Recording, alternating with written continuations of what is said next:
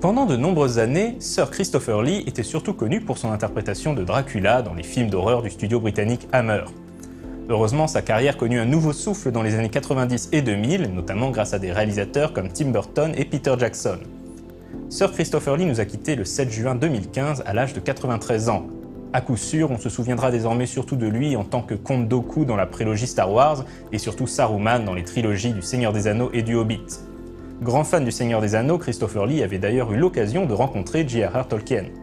Christopher Lee, ou plutôt Christopher Frank Carandini Lee, est né en 1922 à Londres.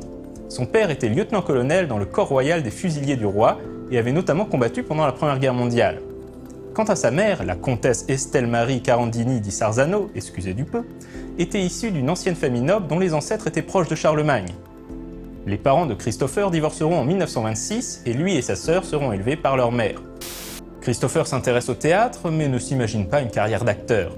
Il a 17 ans lorsque commence la Seconde Guerre mondiale. Il se porte volontaire pour aller soutenir les forces finlandaises pendant la guerre d'hiver face aux soviétiques. Puis en 1941, il s'engage dans la Royal Air Force où il restera jusqu'en 1946. Il se battra notamment en Afrique du Sud, en Égypte, à Malte, en Sicile et en Italie. Il partira également en mission avec les forces spéciales du Long Range Desert Group, ancêtre du SAS, mais refusera par la suite de donner des détails. Non sans un certain humour noir, il expliquera simplement à Peter Jackson sur le tournage du Seigneur des Anneaux qu'il n'a pas besoin qu'on lui explique ce que ça fait de poignarder un homme. De retour au bercail après la guerre, Lee ne s'imagine pas faire carrière derrière un bureau. Un cousin italien, à qui il raconte ses aventures pendant le conflit, lui suggère le métier d'acteur et lui fait rencontrer des réalisateurs de cinéma. En 1947, il a son premier rôle dans un film, L'étrange rendez-vous de Terence Young. Malheureusement, sa grande taille, 1,96 m, est un handicap et il est souvent relégué à des rôles de figuration ou de gros bras. Il ne commence à se faire remarquer qu'à partir des années 50, jusqu'à finalement rejoindre le studio Hammer Film en 1957. Son premier rôle pour la Hammer ne sera d'ailleurs pas Dracula, mais la créature de Frankenstein, dans Frankenstein s'est échappé de Terence Fisher. Il y fait la connaissance de Peter Cushing, qui sera son partenaire dans 20 films et deviendra un de ses meilleurs amis. L'année suivante, en 1958, il incarne pour la première fois le Seigneur des Vampires dans Le Cauchemar de Dracula.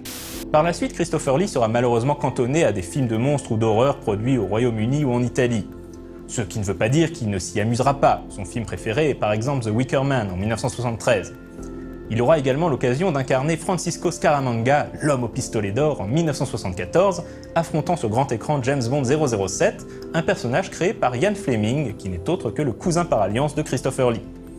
Quoi qu'il en soit, en 1977, Lee estime avoir fait le tour du cinéma britannique et part aux États-Unis tenter une carrière hollywoodienne, même si celle-ci mettra un peu de temps à décoller.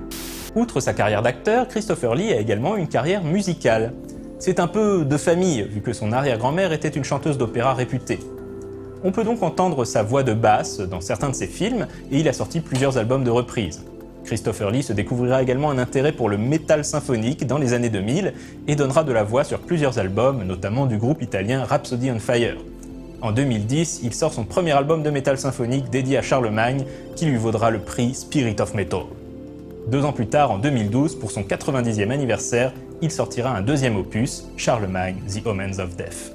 Christopher Lee a également été comédien de doublage et il a notamment prêté sa voix à la mort du disque-monde dans les adaptations animées de l'univers de Terry Pratchett ainsi que dans le téléfilm The Color of Magic. Mais le disque-monde sera le sujet de la prochaine Minute du Geek. À la semaine prochaine.